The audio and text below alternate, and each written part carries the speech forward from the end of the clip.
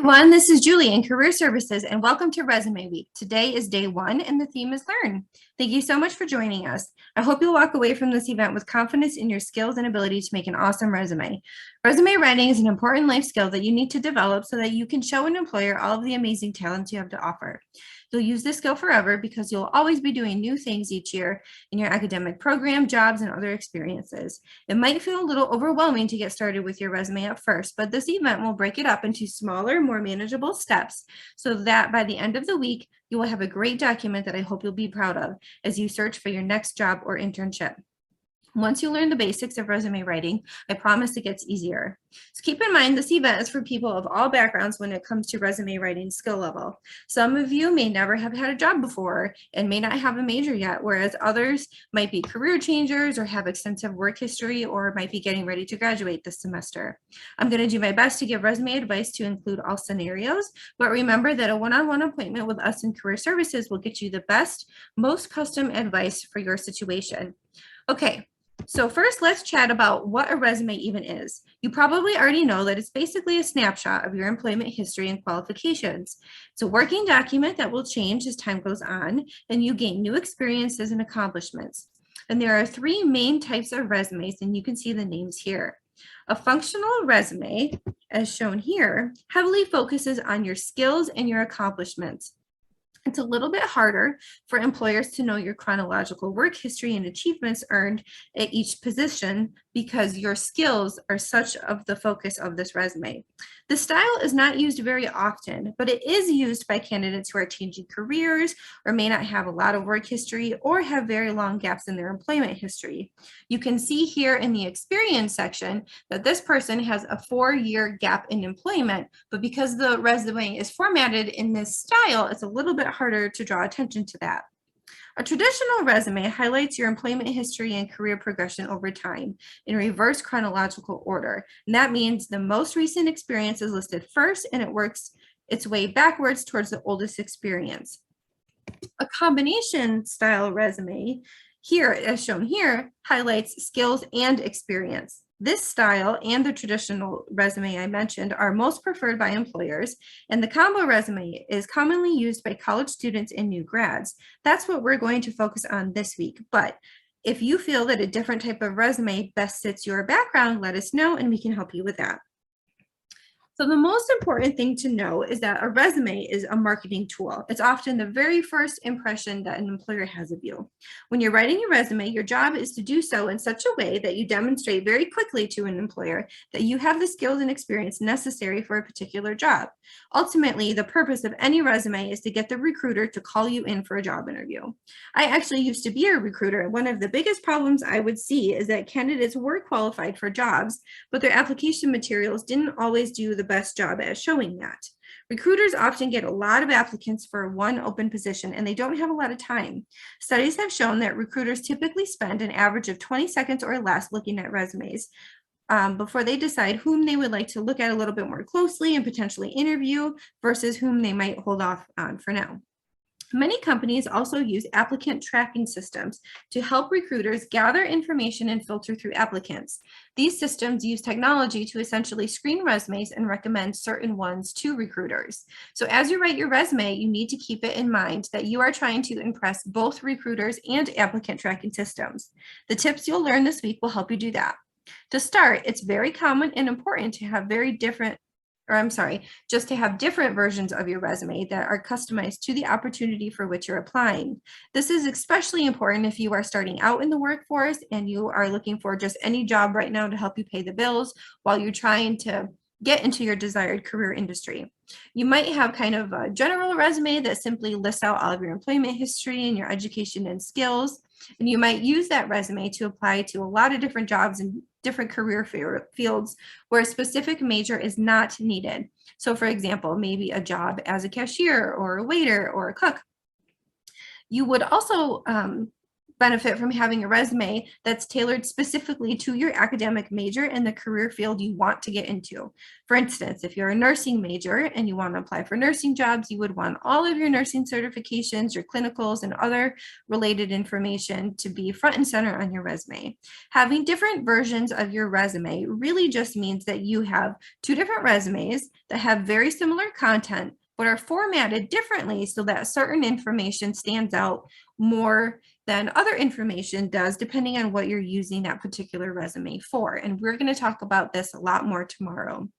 So for this event, you are going to create just one version of your resume, and I recommend that you make one that is tailored to your academic major and the career field you want to get into, so that when an opportunity pops up, you're ready to go. However, this event is for you and what you need right now. As I mentioned before, you all might be at different points in your journey, and you know yourself and your situation the best. If you are undecided in your major, or you're just getting started in the workforce, or you just want a general resume instead, that's fine. You will make the resume that you feel you need the most. The tips that you'll learn through this event will help you whenever you need to write a new resume, and of course, Career Services can help you as well. And as I mentioned before, once you get through all the basics, customizing your resume for different opportunities will become super easy, and we'll talk more about that later. So as we get started, let's go over some best practices when it comes to resume writing and applying to new opportunities. First, you want to get yourself organized. Create a folder on your computer where you will store all of your career development materials: resumes, cover letters, professional headshots, copies of your transcripts, certifications, and all of that. You also want to start a Word or a Google Doc where you simply just list out important information for everything you've ever done, kind of like a master document, if you will.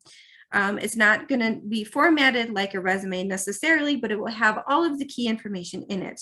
You'll have job titles, employers, employment dates, trainings you've completed, projects you've worked on, scholarships you've won, clubs, organizations you've been part of, and all of that kind of stuff. This is important because as time goes on, it gets really, really easy to forget what you've done and when you did that. Trust me, especially if you stay at a job for a long time and you maybe don't search for opportunities very often. This kind of master document will make it easy for you to quickly find information and pick out what's relevant to include on a resume each time you want to apply for a new opportunity. Next, you want to make sure that you update your resume often. At the end of the semester or so, or at least every 6 months, is a really great idea, even if you don't plan on searching for a new opportunity for a while. This way, everything that you have done recently is fresh in your mind, and it won't take you very long to add this information to your resume. Also, as time goes on, new experiences that you may gain often become more relevant, and sometimes older experiences, while still very important, may become less relevant. And you always want to make sure that your resume is current so you can showcase yourself to an employer in the best way possible. If you set yourself up with good habits now, you'll be ready to go when new opportunities come up. And sometimes the window for turning in your application is not open for very long, so you want to be ready and able to apply quickly. You also want to update your LinkedIn and your Handshake profiles whenever you update your resume so that all of your resources that you use to connect with employers are consistent and current. If you're unfamiliar with LinkedIn, it's the world's largest professional networking website, and Handshake is JCC's job and internship database that all of our students have. And you probably know that now because you had to use Handshake to register for this event. Career Services can help you get started with both of these resources if you would like to learn more. And then finally, when writing a resume, please do not use resume templates or text boxes. We'll talk about this in more detail tomorrow. So today, you have learned a lot, and I hope you have a great foundation to get started this week. First, now I want you to start working on your resume. So if you do not have a resume already, open up a new Word or a Google Doc and get started. And if you do already have a resume, pull that up and let's get it updated. The goal by the end of this week, again, is for you to have one version of your resume, either kind of a general resume or a resume geared towards your major based on your needs and your choice. So today you are going to do two things. First, I want you to create and fill in the top section of your resume, which is known as the header. This section does not have a title to it like other sections on your resume will, so it will not say header. Instead, it will simply be your contact information listed at the top of the page. And here is one example of how this might look. You want to be sure to include your name, phone number, email, LinkedIn URL if you have one, and the city and state of your address. For your phone number, make sure it is one that has a professional voicemail greeting and message set up, and that you check your messages frequently so that if an employer calls you, you can connect with them very quickly. You also want to make sure that your email address is professional. So your student JCC email is a great option to use, and you can access it even after you leave JCC. Of course, you can also use a personal email address that is not associated with JCC if you'd like. Just make sure that it is professional sounding. So something like your name, janedoe@gmail.com would be perfectly fine. Lastly, it's typical to include your location on a resume. At this point in the application process, though, your specific house number and street name doesn't necessarily need to be on your resume. So city and state is perfectly fine right now. And in some cases, such as, if you're looking for a job long distance, you might even leave the location off entirely. Next, I want you to write titles for the main sections of your resume. You will actually fill in these sections with your information another day. No matter what career field you're going into, everyone should have these sections on their resume. So that's what we're going to focus on today. Some of you, again, may have additional sections based on your academic major and your background, and others might not have some sections that other people will have, and we'll talk about that again later. So for today, just write a place on your resume to include your education, coursework, experience, and skills. So this wraps up day 1 of Resume Week. Thank you so much for sticking with me today. Stay tuned for day 2 when we'll talk about resume formatting. If you have any questions in the meantime, please email us at the address you see here.